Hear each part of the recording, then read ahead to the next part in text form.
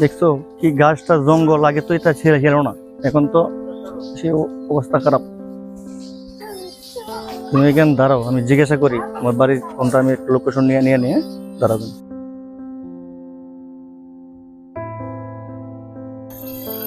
এটাই তো রফিক সাহেবের বাড়ি। এই বাড়ি রফিক সাহেবের বাড়ি এটা না? রফিক সাহেবের বাড়ি এটাই ছিল। উনি ওনার ছেলের লেখাপড়া করে থেকে সেটা অনেক টাকার দরকার ছিল, ও তখন আমার কাছে বাড়িটা বিক্রি করে গেছে। আরে কি বলেন এটা? এরা এখন কোথায় আছে আপনি বলতে পারেন? না, এরা কোথায় আছে আমি বলতে পারি না। যদি এরা খবর পান তা আমার জানেন। আচ্ছা ঠিক আছে। এই আয় আয় আয় আয় আয়, দেখবি দেখবি আমার কত সুন্দর ঘর, কিনবি? আয়।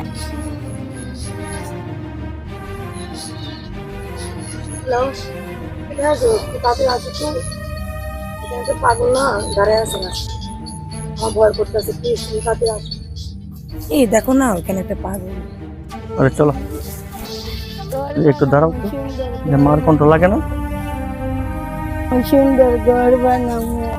আরে মা,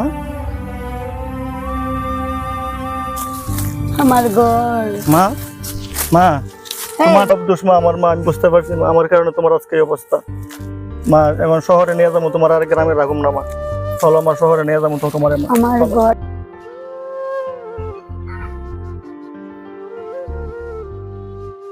চলো মা।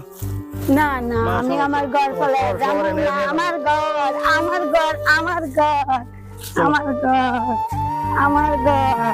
দর্শক, এমন ঘটনা আমাদের দেশে অহরহ ঘটছে। ছেলে শহরে বাড়িঘর করে সেটেল হয়ে গেছে, আর এদিকে নিজের মা পাগল হয়ে রাস্তাঘাটে ঘুরছে। মায়ের খোঁজ খবর নেওয়ার মতো মানুষ নাই। যারা কিনা এই ক্যারেক্টার, তাদের উদ্দেশ্যে বলছি, এই মা বাবার উসিলায় আপনি এই পৃথিবী দেখেছেন, আজকে তাদের অবহেলা করছেন। আপনাকে বড় করতে যে তারা কত কষ্ট করেছে, তার মূল্য তাদেরকে আপনি কখনোই দিতে পারবেন না। তো দর্শক, আজকে এই পর্যন্তই। জনস্বার্থে ভিডিওটি শেয়ার করে সবাইকে দেখারও বুঝার সুযোগ করে দিবেন। ভালো থাকবেন, সুস্থ থাকবেন, আর হ্যাঁ, পেজটি ফলো করতে ভুলবেন না।